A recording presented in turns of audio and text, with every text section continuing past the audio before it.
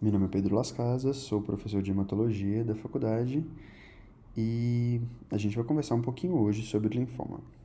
A gente vai partir de alguns conceitos gerais, um pouquinho da história e vai falar um pouquinho de três linfomas em princípio, é, e as demais coisas vão estar nos materiais em anexo. Falar de linfomas sem falar desse cara é muito difícil. Esse cara é Thomas Hodgkin. Thomas Hodgkin era um patologista que trabalhava em Londres. E ele descreveu um anátomo patológico, na verdade, um estudo de necrópsia de 7 e 8 pacientes com uma alteração nos que ele chamava de glândulas absorventes no braço. E Hodgkin, naquela época, viu esses pacientes como tendo linfoadenomegalias confluentes, respeitando os sítios definidos pelos mesmos, e um pouquinho desse quadro associado à esplenomegalia, hepatomegalia. E aqui a gente tem uma das peças, as peças são todas no Museu de Medicina de Londres. E o mais interessante é Herbert Fox, em 1926, foi revisar na época, Hodgkin não tinha anatomia patológica, não tinha nada, ele só fazia a dissecção macroscópica dos cadáveres. Mas Herbert Fox, em 1926, depois já da descoberta do que era, viu que 7 dos 8 pacientes de Hodgkin eram de fato Hodgkin, sem ele ter nada para poder avaliar isso. Então, uma assertividade muito grande aí do Thomas Hodgkin.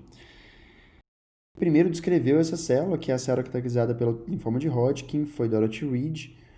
Dorothy Reed foi uma pediatra que se formou em Boston, e Dorothy Reed ela descrevia essas crianças que tinham esse quadro de uma linfonodomegalia cervical. E aqui é um desenho da própria Dorothy Reed, de 1902, onde ela já desenhava essas células com binucleações, células um pouco maiores, e que tinham um background inflamatório, que é o que a gente conhece hoje como linfoma de Hodgkin. Então a gente vê aqui os eosinófilos de permeio, linfócitos de permeio, próprio neutrófilos de permeio, com essas células que são as células de Reed-Steinberg, que ganhou o nome devido a Dorothy Reed. Steinberg foi um outro médico alemão que descreveu uma parte dessas lesões.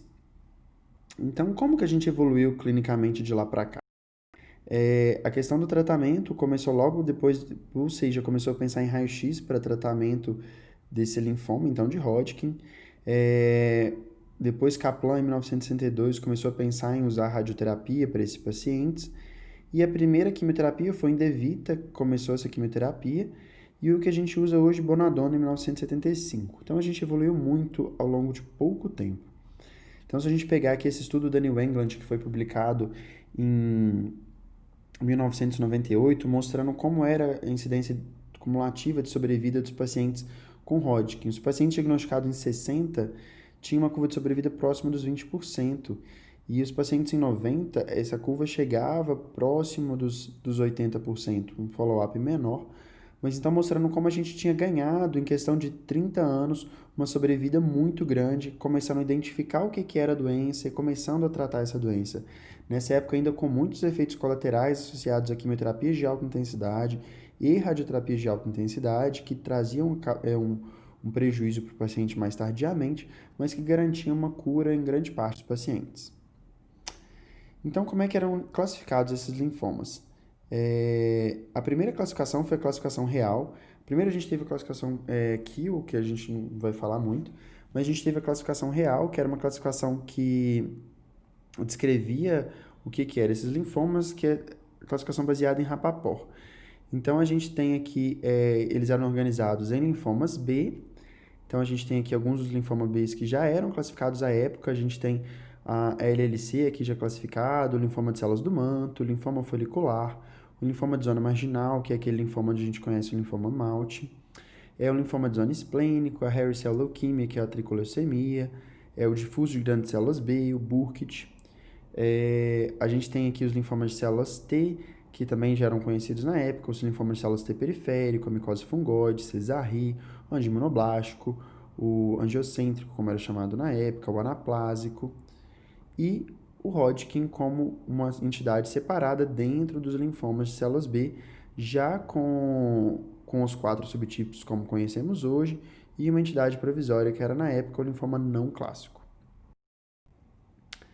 Então, a gente tem essa reorganização em 2008, quando a Cidade Mundial de Saúde, a WHO, a OMS, classifica todos os linfomas e todas as neoplasias hematológicas nesse que foi a publicação de 2008. Isso é posteriormente revisado em 2017 com a classificação como a gente tem publicada primeiramente em 2016. Então a gente fala um pouquinho sobre alguns deles, alguns detalhes importantes, o resto a gente pode conversar ao longo dos dias. Um pouquinho sobre Hodgkin.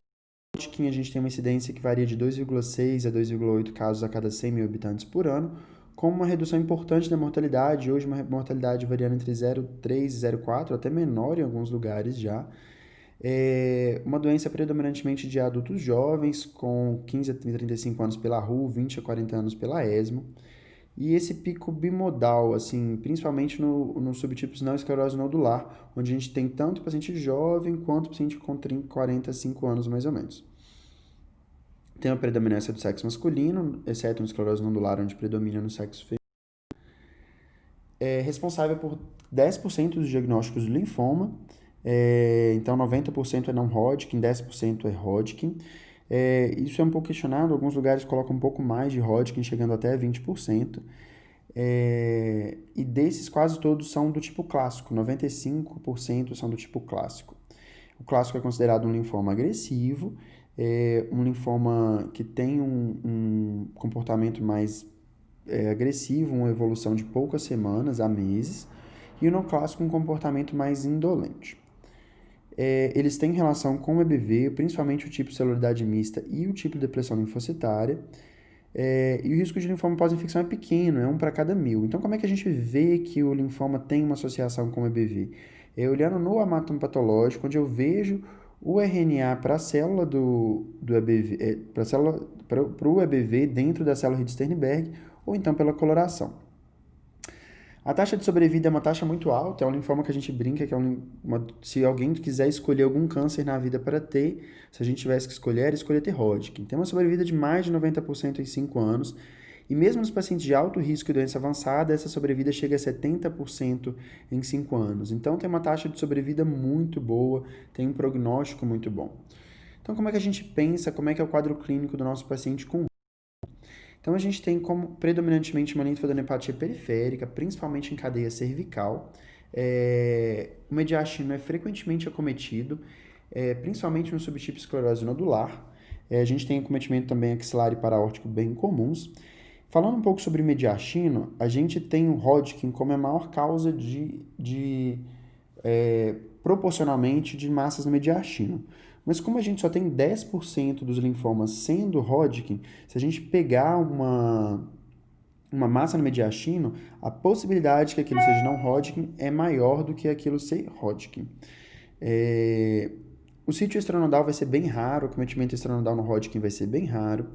A gente tem um acometimento bem organizado também, ele costuma não saltar cadeias. Isso é uma coisa bem comum, assim. O movimento abdominal esplênico é mais comum no tipo celularidade mista e ele é o que mais costuma fazer massa bulk, que são massas maiores de 10 centímetros. Assim como outros linfomas, a gente vai ver aqui os linfomas B fazendo sintomas B, desculpa. Que aqui no Hodgkin vai ser 40% dos pacientes. O que são os sintomas B, então, que são associados aos linfomas, não só aos Hodgkin?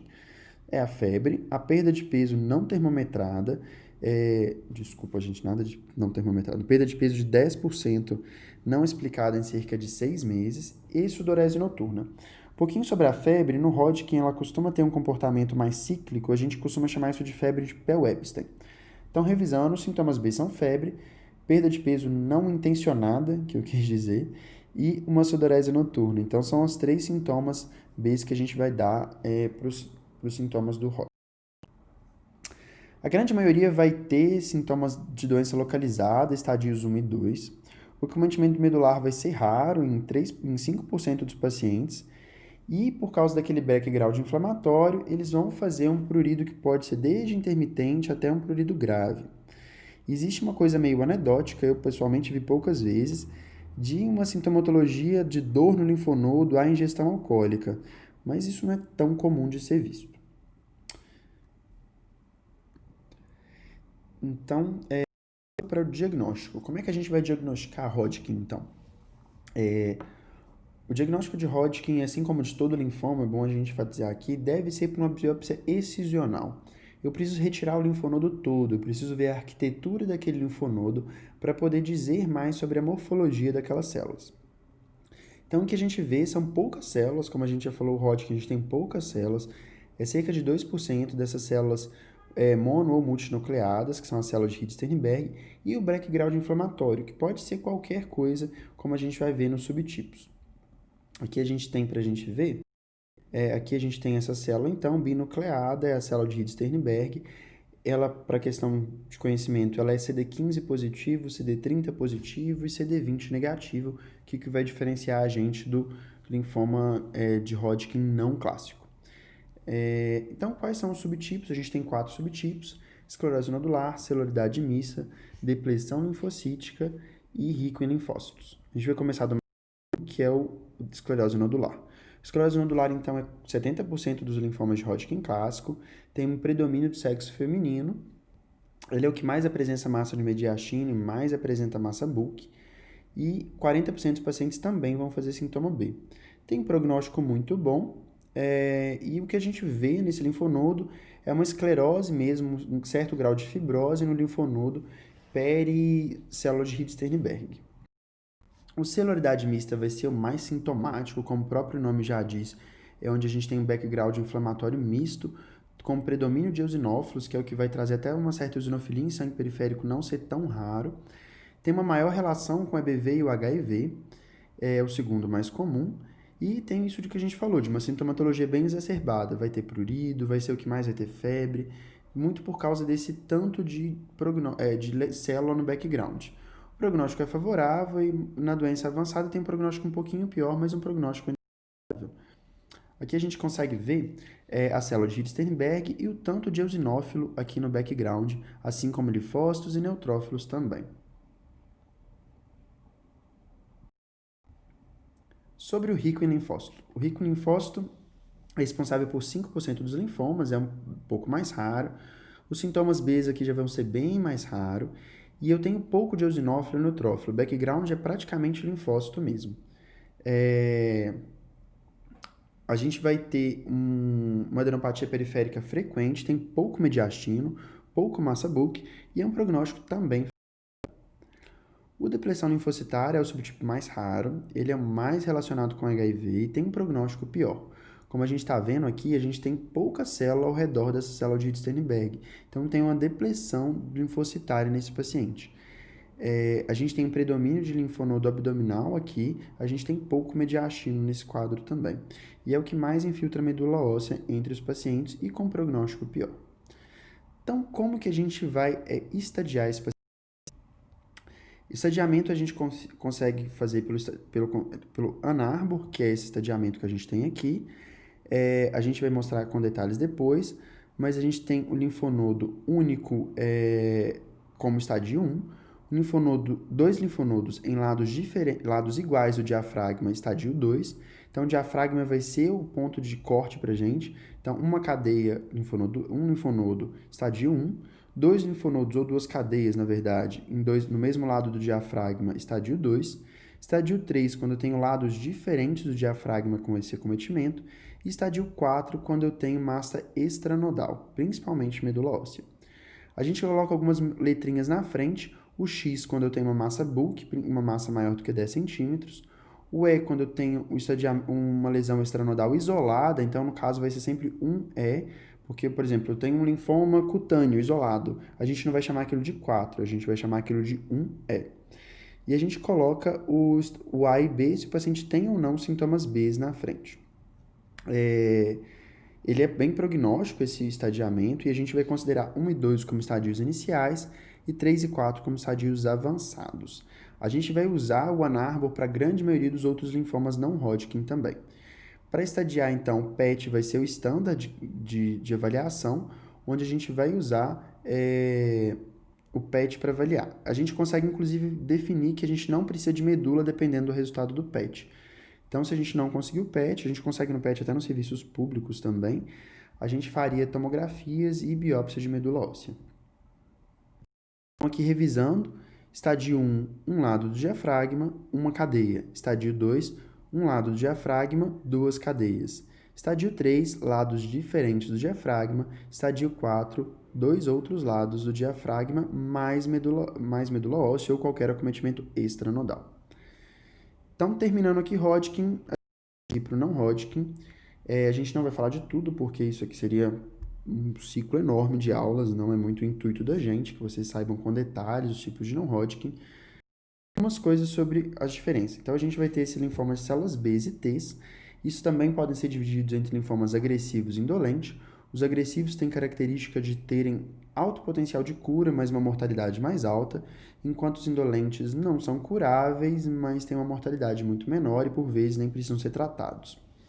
A gente tem o linfoma difuso de grandes células B, que é o linfoma agressivo mais comum.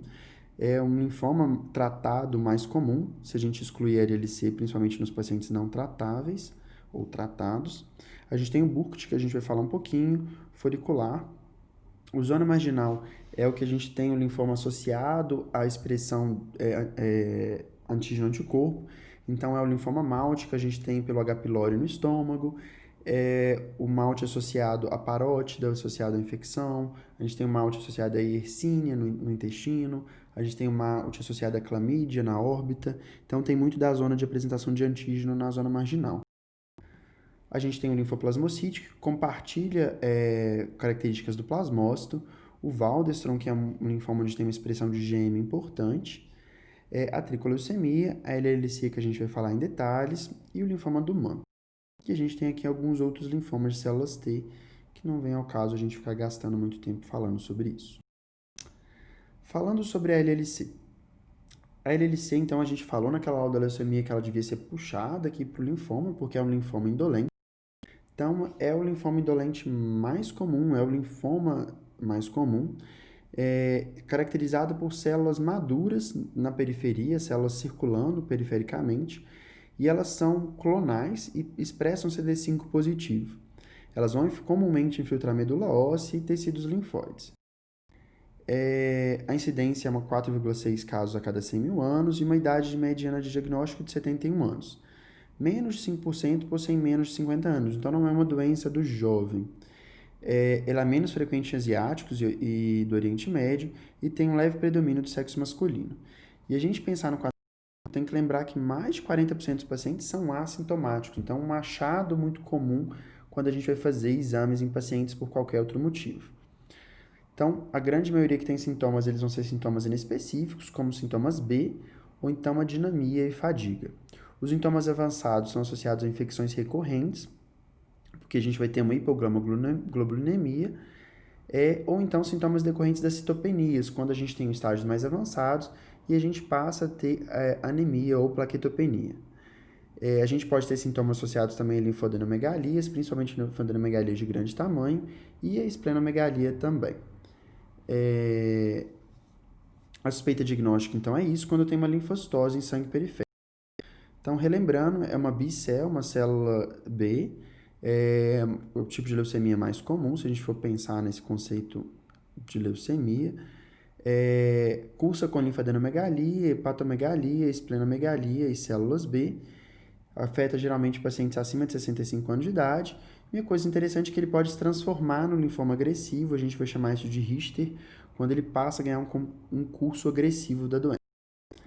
Como é que a gente faz diagnóstico, então? A gente tem que ter mais de 5 mil linfócitos B no sangue periférico por pelo menos 3 meses e confirmar a clonalidade por citometria de fluxo, onde eu tenho essas células classicamente CD5 positivo, também CD23 positivo, 19 positivo, 20 positivo, que é o que a gente chama de score de Matutes.